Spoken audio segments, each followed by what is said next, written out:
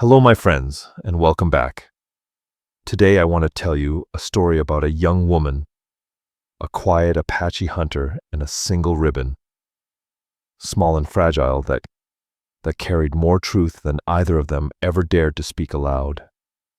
It is a story of tenderness, born in silence of feeling that bloomed beneath the wide cottonwood sky of the New Mexico territory. In the year 1889, the sun was already sliding low toward the western hills when Eliza Boone stepped off the dusty road and onto the narrow trail leading down to Mesa Creek. She walked faster than she meant to, as if slowing might allow her thoughts to catch her. Her boots scuffed dry earth, her apron brushed against her calves, and in her hand, held with careful reverence, she carried a small ribbon she had sewn herself. It was nothing remarkable at first glance. Just a faded strip of blue cloth softened by being handled again and again. Its edges were hemmed by fingers that trembled more than Eliza liked to admit. She had stitched thin white thread along its length. Crooked lines, uneven loops, yet every imperfect stitch was filled with quiet devotion. Every fiber held a piece of her heart, a piece she would never find the courage to say out loud. She told herself the walk was for fresh air, for solitude, for a moment to think, but her heart knew better.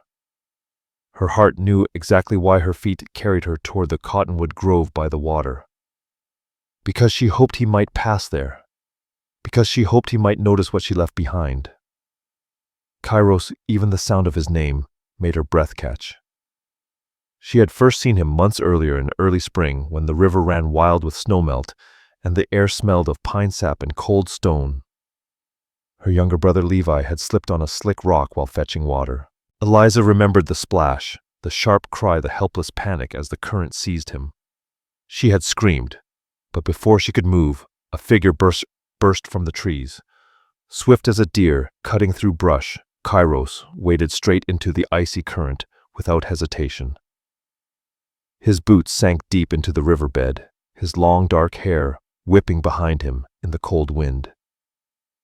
He reached Levi in seconds, lifting the boy as though he weighed nothing at all. One moment he was only a shadow crossing the water.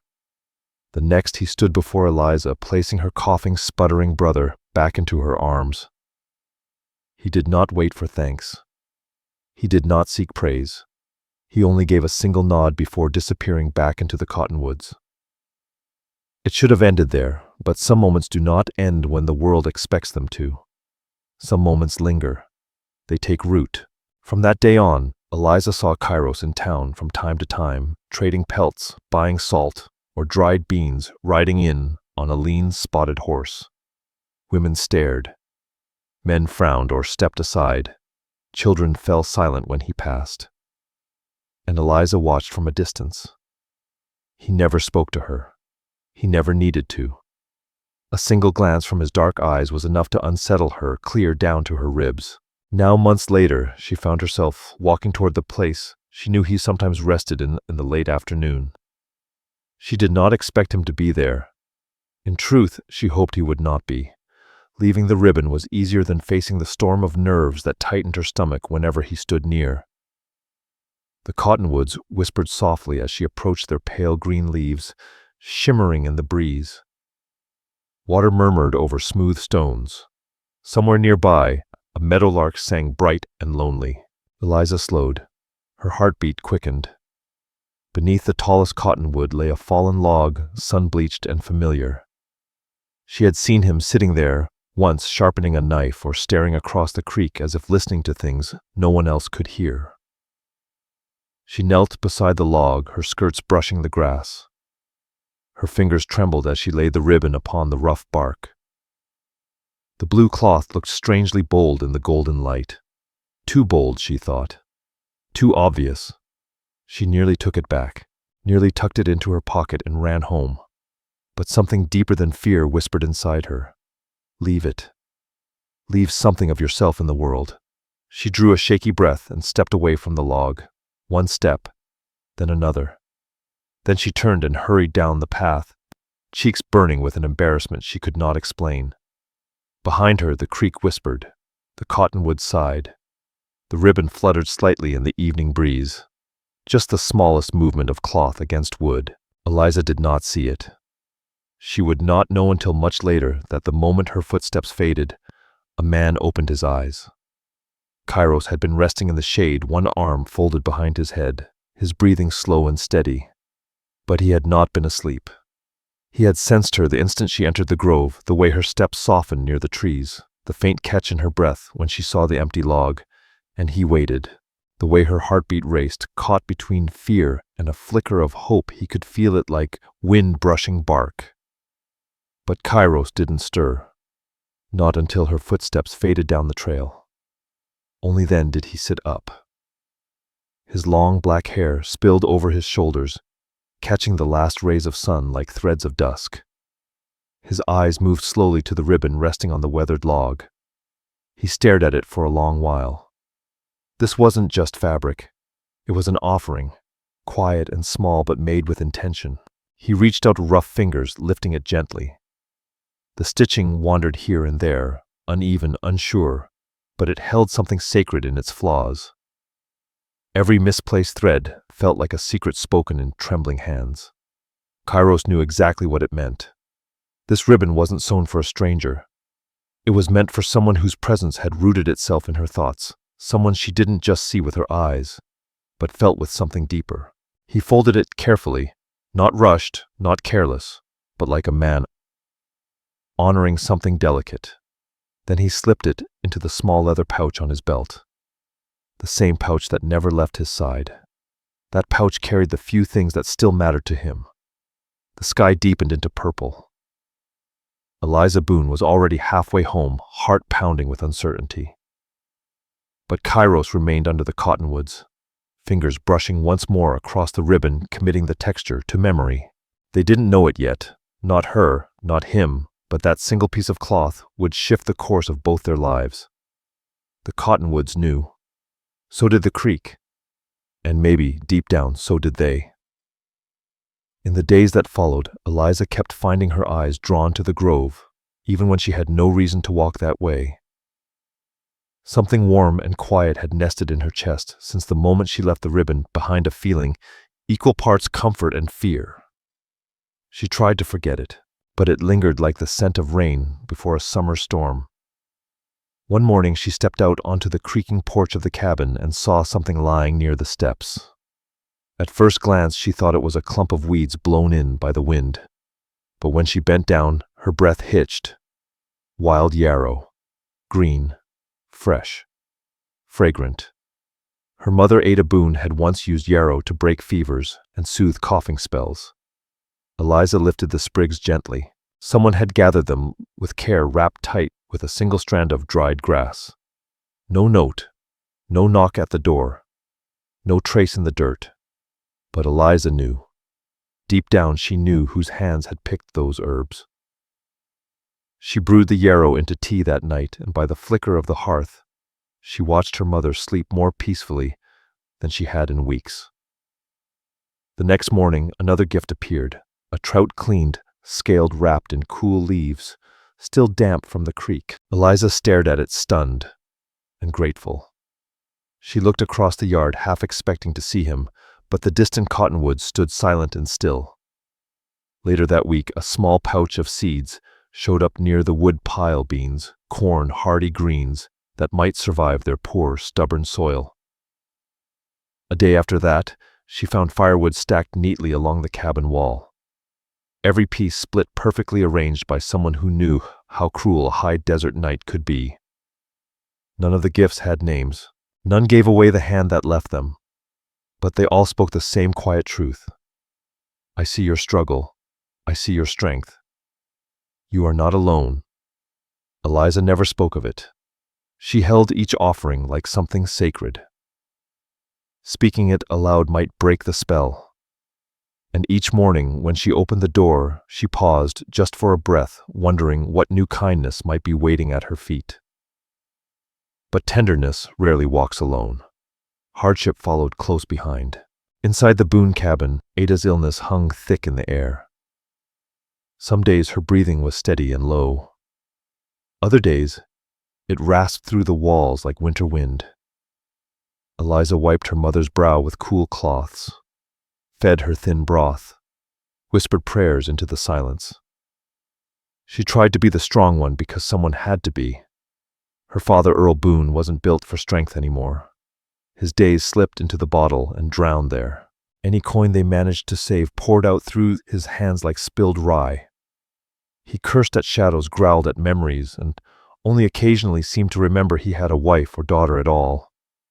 On many nights, Eliza lay awake listening to his boots drag across the porch, the clink of the bottle on the railing. And on those nights, she held Ada's hand and whispered, "Everything's going to be all right," though she had no reason to believe it. The farm, once alive with laughter and early morning chores, had grown tired. The fields were swallowed by weeds. The chicken coop leaned sideways. The garden had withered into patches of dirt and a few stubborn potatoes that refused to die. The garden had withered down to nothing but stubborn old potatoes that refused to give up. Every morning, Eliza Boone hauled water from the well. By afternoon, her hands were red from scrubbing floors, washing clothes, tending to her mother, stitching worn linens, and baking whatever meager scraps the pantry allowed. She never complained, not because life was easy, but because she'd learned long ago that complaining didn't fill bellies or fix lungs. Still, even the strongest hearts have limits. And in a place like Mesa Creek, where people talked more than they listened, the weight had a way of pressing harder on folks who didn't fit neatly into its expectations. Whenever Eliza walked into town for flour, for salve, or any small thing they couldn't grow or barter for, she felt the town watching. Women paused mid-whisper as she passed, their eyes flicking sideways, their voices dropping just enough to sting. Men leaned on hitching posts and wagon rails, muttering with narrowed eyes. At first she ignored it. Dusty towns carried dusty rumors. But then she heard it. That Boone girl making eyes at the Apache. It wasn't the words that cut her, it was the way they said it. Like kindness was a sin. Like decency towards someone like Kairos was shameful. As if just noticing a man who had shown her quiet grace was somehow unforgivable. Eliza felt her neck burn hot. She kept her eyes low and held her sack of flour tighter against her chest, but the voices pressed in again, louder this time. Her face flamed red. She hurried from the store, heart-pounding, breath unsteady. She didn't argue, didn't speak his name. Not because she was ashamed, but because what they had, whatever it was, felt too fragile to expose, too precious for a world that crushed delicate things. When she returned home, something small was waiting on the porch, a neat bundle of wild mint tied tight with a twist of dried grass, enough for tea to ease her mother's raw lungs for a few sweet hours. Eliza picked it up and clutched it to her chest, her eyes stinging. Let the town say what it would. Let them whisper till their tongues went dry. This quiet kindness given without expectation meant more than any of their gossip ever could. She kept her head down to dodge their judgment, but her heart had already looked up and seen the truth. Kairos didn't see her for her worn clothes, her poor family, her struggling home. He saw her.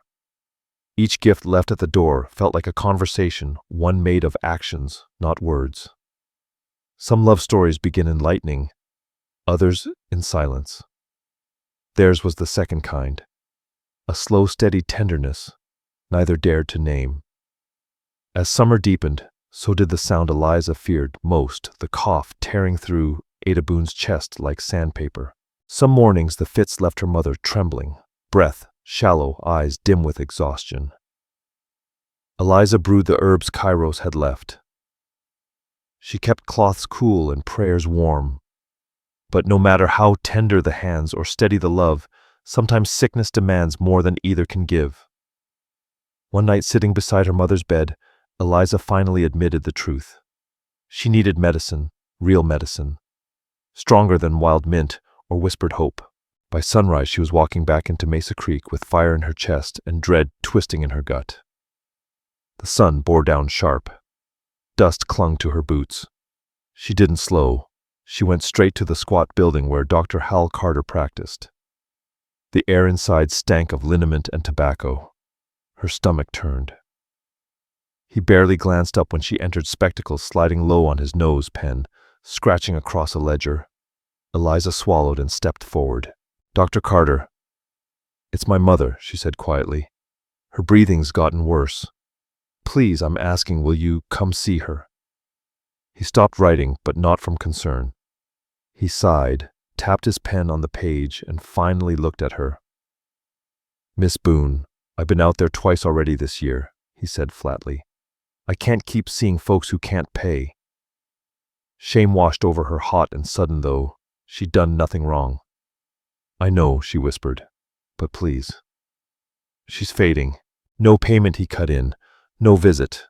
Her hands balled into fists just to keep from shaking. "I'll work it off." "I swear it."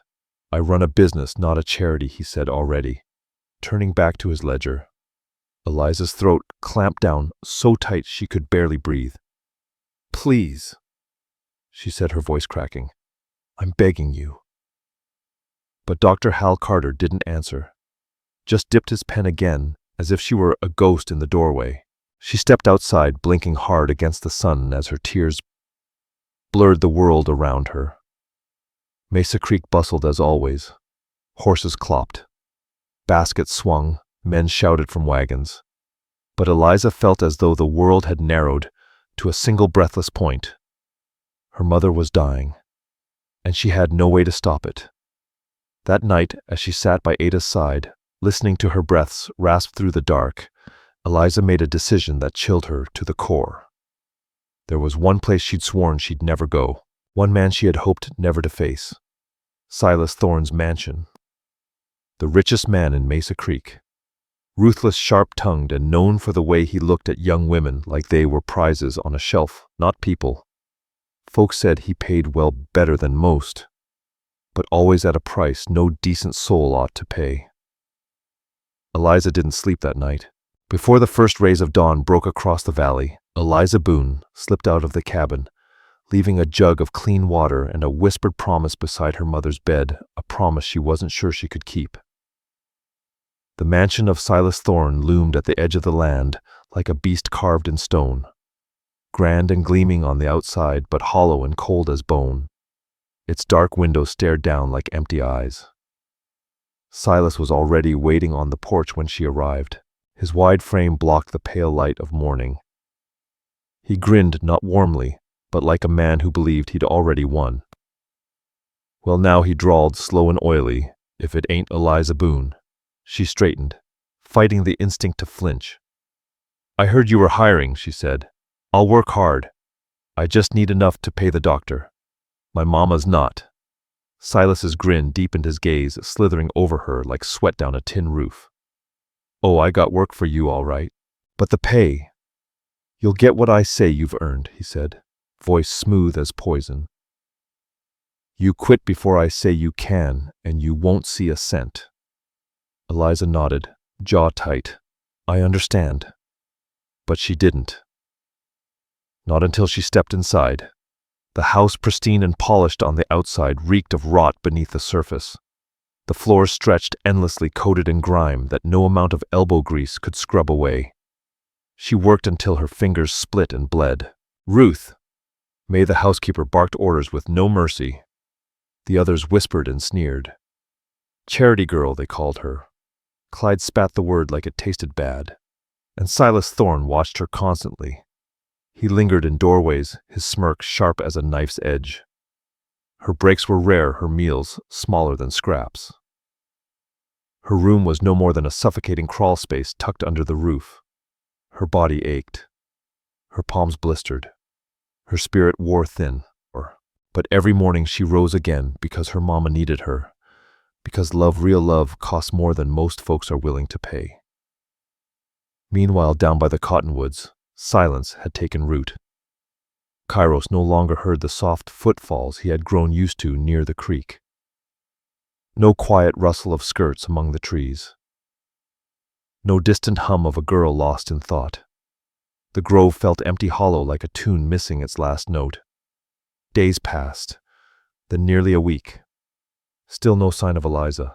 Then came the truth in the ugliest form. Kairos had ridden into Mesa Creek to trade pelts. As he tied his horse near the post, he heard them. Hank Dobbs and Jed Carter, loud laughing like fools leaning against the rail. "Thorne's got that Boone girl, working like a mule." Hank chuckled. "Scrubbing floors till her knees give out." Jed snorted. "She won't last the month. Silas'll chew her up and spit her out." Kairos froze, his back to them, his hands still clutching the bundle of pelts. A third man joined in, spitting on the dirt. Her daddy must be drunk off his gut again. Same as always, poor bastard. The laughter rang out, mean, sharp, hollow. Kairos clenched his jaw, every muscle drawn taut. Something inside him, something he'd held back for a long, long time, snapped like dry wood under pressure. He didn't turn, didn't speak. He just let the words sink in. Eliza Boone, working herself raw under Silas Thorne's roof. Alone, exhausted, and without anyone to help her. No one, except him. That night, Kairos didn't sleep. The cold had never kept him up before, not even during long winters when the wind could split skin. Not even when wolves howled within earshot of his camp. But this night was different. He sat by the fire long after the stars filled the sky, staring into the flames like they might offer an answer he couldn't find. He had known pain. He had known loss. He had watched the world take everything from him, piece by piece, until he believed there was nothing left worth defending. But this fear, this fire in his chest when he pictured her in that house, this was new. He reached for the small leather pouch he always carried. Gently he opened it and laid it on the dirt beside him. The blue ribbon slipped out, the one Eliza had left by the creek. He picked it up with reverence, letting the soft fabric slide between his fingers, letting the memory of her laughter, her kindness, her quiet courage settle his breath. He stared into the fire, one hand clutching that small piece of cloth, and made a choice without saying a word. He wasn't going to let the world take her, too. Then, with nothing left to wait on, Kairos rose and began laying out every piece of his life on a worn blanket. One by one, the furs, fox, deer, and beaver, carefully tanned from 3 hard winters, were spread flat. They'd fetch good coin at any trading post. More if he dealt with the right man. Beside them, he placed a small pouch of silver coins. It was the savings of years' money. He had once dreamed of using to buy a small band of horses, maybe even build a warm cabin at the base of the hills where children might run one day. Then came a pendant of turquoise, soft and luminous, under the sun, shaped long ago by his mother's gentle hands before sickness took her away. It was the last thing he had of her. Finally, he added a knife crafted by his father. There was nothing fancy about it. No markings, no carvings, just worn leather wrapped around a grip smoothed by time. It was a blade meant for survival, for memory, for bloodline. He looked down at everything, his past, his present, his hope for a future, and bundled it all into a single piece of deerskin. That was everything he owned. And yet, a truth came over him as clear as a mountain spring. Eliza Boone's freedom was worth more than any of it. As the sun bled into the hills, he threw the bundle over his shoulder and saddled his horse. He didn't ride fast. He didn't ride slow. He rode with the steady calm of a man who had already made peace with what must be done. By the time he reached Silas Thorne's mansion, the sky had burned to red. The porch lanterns were glowing and laughter spilled from the front like smoke, sharp and careless. But the laughter faded as Kairos rode in. His horse cut through the dust like a shadow, all muscle and breath. Silence fell on the porch. Silas Thorne stepped out smug as ever, arms crossed over his chest, leaning on the post like he'd been waiting to gloat. "Well, well," he said with a slow sneer, "if it ain't Mesa Creek's favorite Apache. What brings you out here tonight, looking to trade pelts, sell a few trinkets? Hell, maybe you're begging for work." Kairos said nothing. He reached into his saddle and tossed the deerskin bundle onto the porch. It landed with a solid, deliberate thud. Silas blinked, then let out a sharp, barking laugh. What the hell's this, a gift? He prodded it with his boot. Or are you here to make some kind of bargain? Kairos's voice was low and steady. I've come for Eliza Boone. Silas's face twisted into something darker. Eliza. You! He spat in the dirt. You must be out of your damn mind. A white girl like her. You think you can afford that kind of trouble? Kairos nudged the bundle closer with his boot. His expression never changed. That he said simply as payment. Enough to release her from your service. Silas squatted down, curiosity now creeping into his grin. He undid the bundle. His hands sifted through the pelts. He bit a coin. His eyes glittered as he held the turquoise pendant up to the lantern. A greedy smile returned to his face. Well, I'll be damned, he chuckled. This is one hell of an offering. Never thought I'd see one of your kind throw away everything for a girl like that. He snorted. She ain't worth a tenth of it. Kairos didn't move, didn't speak, didn't flinch. Silas stood and hefted the bundle under his arm. Fine, he said with a dismissive wave. Take her. I'm done with her anyway.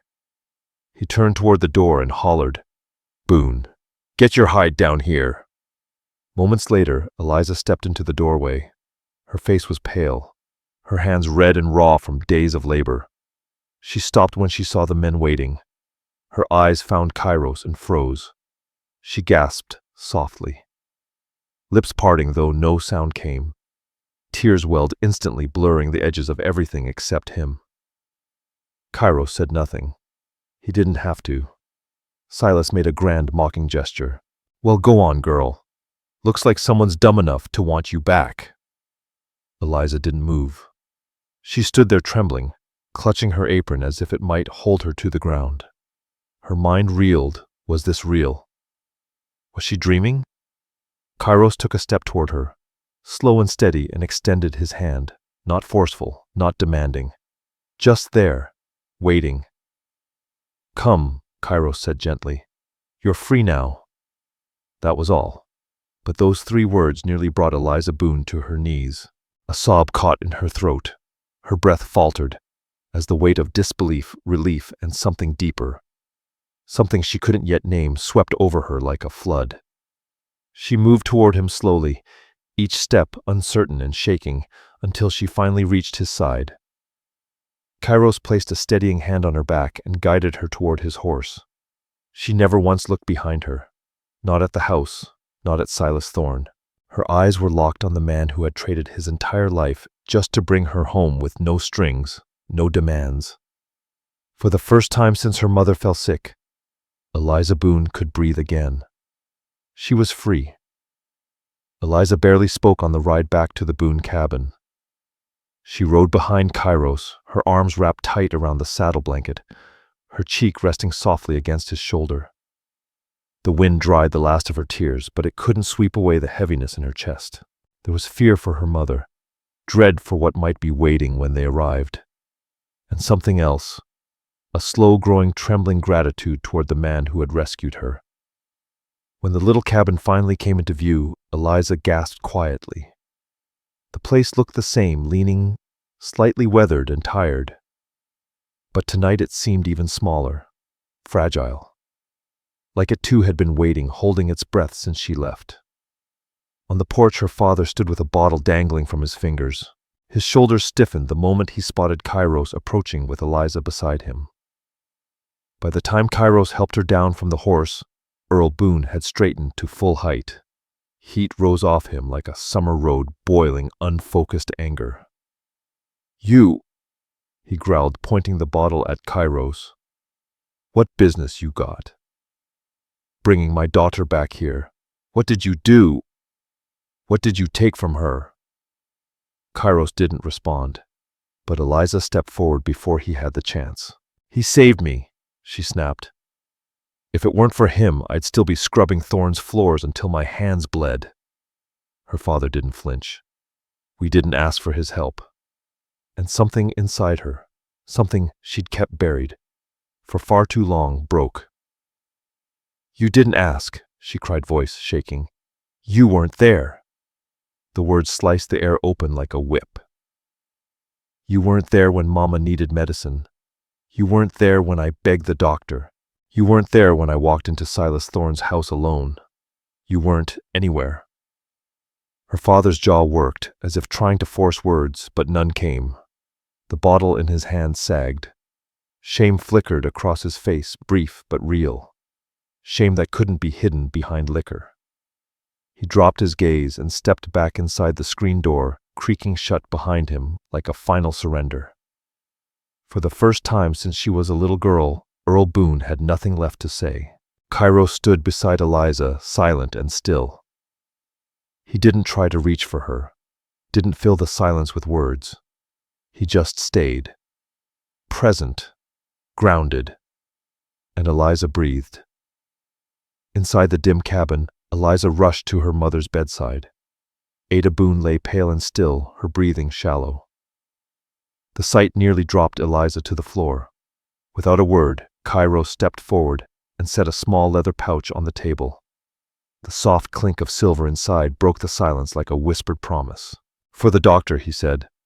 Eliza's throat tightened. "Kairos, you've already done too much." He shook his head once. "Not enough." Within the hour, Dr. Hal Carter arrived, this time without hesitation. His eyes darted briefly to the pouch of silver, the weight of it heavy enough to settle his old grudge. He examined Ada with a practiced calm, listened to her chest, mixed powders, wrote instructions. "She's weak," he said finally, "but she's got a chance. Keep her warm. Feed her as best you can." He left a bundle of folded papers on the table, mounted his horse, and rode off into the deepening dusk. For the first time in what felt like forever, Ada Boone slept soundly. Her breath, still faint, no longer rattled through her chest like broken wind. A hint of color touched her cheeks again. Sitting at her bedside, Eliza Boone let the tears fall this time, not from fear, but from something far more fragile. Hope. When she finally stepped outside, the stars had already begun to pierce the night sky. Kairos stood near the woodpile, splitting logs with that steady, practiced rhythm of a man born to the land. He paused only when he noticed her watching him. "You don't have to do that tonight," Eliza said gently. He set the axe aside.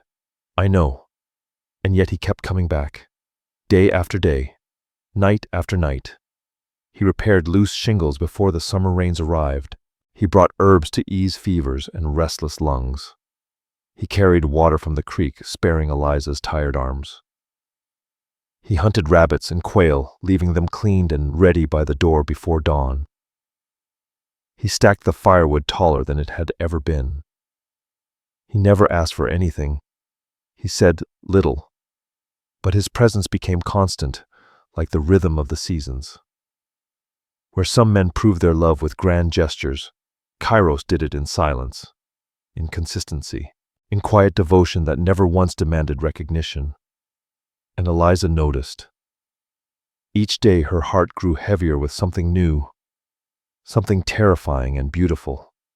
Every time he walked toward the cabin, her breath hitched just a little. Every time he left, the world felt slightly off balance. They never spoke of Wyatt, not yet, but both knew the rhythm of their lives had already begun to weave together, thread by careful thread, like a ribbon left by a quiet creek, like a kindness returned without a word, like love unspoken, unwavering, but no longer unseen. Even after Ada began to regain her strength, the evenings around the Boone homestead held a stillness, soft, sacred, like the hush before a hymn. The air had cooled. Cottonwood leaves rustled faintly in the dark. And one such evening, beneath a sky scattered with early stars, Eliza stepped out and found Kairos sitting alone on the top step of the porch. He wasn't doing anything, just resting. Elbows on his knees, eyes gazing over the darkened yard like he could read the land's secrets better than any book. Eliza hesitated in the doorway, twisting the edge of her apron. But the stillness called her in. She crossed the porch and sat beside him. For a long while neither said a word. They listened to the wind whispering through the leaves, to the hush of the creek beyond the trees, to the breath of a world finally at peace. Eliza's heart settled to match it, steady calm for the first time in months. At last, she let out a breath she hadn't realized she'd been holding. "Kairos," she whispered, unsure of how to begin. "Can I ask you something?" He looked over at her, his dark eyes patient, steady. "Yes." She swallowed. "Why did you do it?" "Why did you give up everything you had for me?" The question hovered between them like smoke, trembling and heavy. She wished she hadn't said it, but needed to hear the answer more than she needed air. Kairos didn't speak right away. He looked to the sky as if the stars themselves might guide his words. And then, when he finally spoke, his voice was low, certain. "Some people," he said, "are worth the cost." The words sank into her like warm water over cold stone, smoothing the sharp edges, untying every knot she'd kept hidden in her chest. They loosened fear, doubt, and the aching pieces of a heart she hadn't let herself trust in years. She turned her face away, but not quickly enough to hide the tears welling up in her eyes. They weren't tears of sorrow. They were tears of recognition, of finally being seen. A soft sob escaped her lips, small, broken, but real. She covered her mouth with one trembling hand, ashamed of the sound, unable to stop it. Kairos didn't move closer, didn't rush to comfort her. He simply waited, giving her the space to let the truth settle. Eliza wiped her cheeks with the back of her hand. Then, reaching into the pocket of her apron, she curled her fingers around something soft, something she'd held close for weeks, waiting for courage. A ribbon. This one was new, made from strips of faded rose-colored cloth, stitched with steady white thread. The stitches were firmer than the ones she'd sewn months ago. She held it out to him, her hand shaking. "I made this," she said softly. "I made it while I was gone. I thought about you every night. Every stitch reminded me that there was still something gentle left in the world." She looked down. "I didn't think I'd ever get the chance to give it to you." Kairos looked at the ribbon, but didn't take it, not right away. Instead, he reached for the small leather pouch always tied to his hip, the one he never let out of reach. Eliza held her breath as he opened it. Slowly, carefully, he pulled out something she recognized the moment she saw the edge of it. Her ribbon. The first one. The one she'd left by the creek. It was still there, preserved, folded with care. The blue cloth still held the gentle curve of the stitches Eliza Boone once believed were too crooked, too imperfect. But seeing it now, preserved and protected, felt like staring into her own heart, held carefully, without judgment. You kept it," she whispered, voice trembling. Kairos didn't wear the guarded look the townsfolk claimed he always carried. Not tonight. In his eyes there was warmth, depth, a quiet light.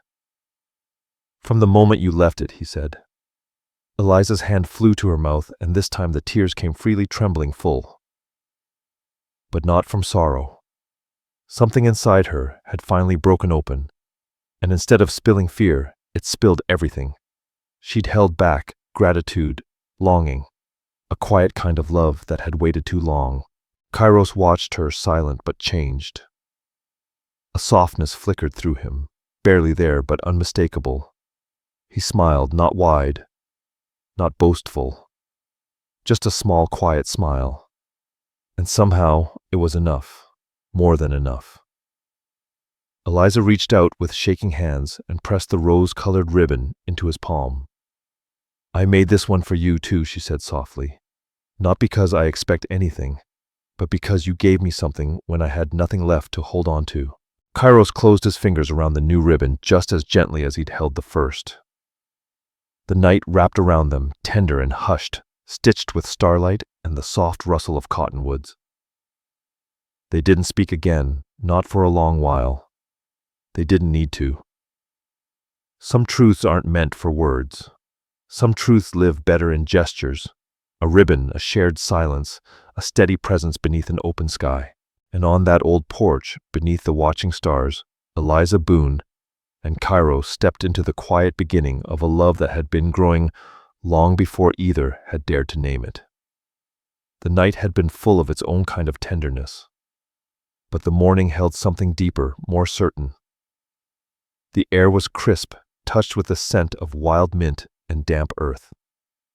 Eliza stepped outside to find Kairos waiting at the fence line, his horse grazing lazily in the early light. He turned at the sound of her steps. For a moment they just looked at each other. No words, no hurry, only a quiet understanding that today meant more than work or worries. When she reached him, Kairos extended his hand. She took it without hesitation, without fear, and together they began walking down the familiar trail that led to the cottonwood grove, the place where it had all begun. Their fingers laced together easily as if they'd been waiting their whole lives to fit like this. The path softened beneath their feet. Sunlight slipped through the canopy of leaves, painting golden flickers across the ground. Eliza felt the solid warmth of Kairos's hand and let her shoulder brush his as they walked.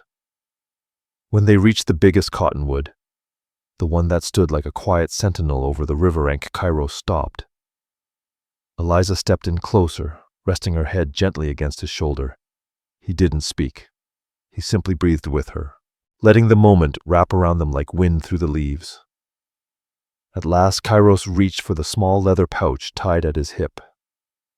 He opened it slowly and drew out the first ribbon, the blue one she had left on the log so long ago, the one she'd been too afraid to give him herself.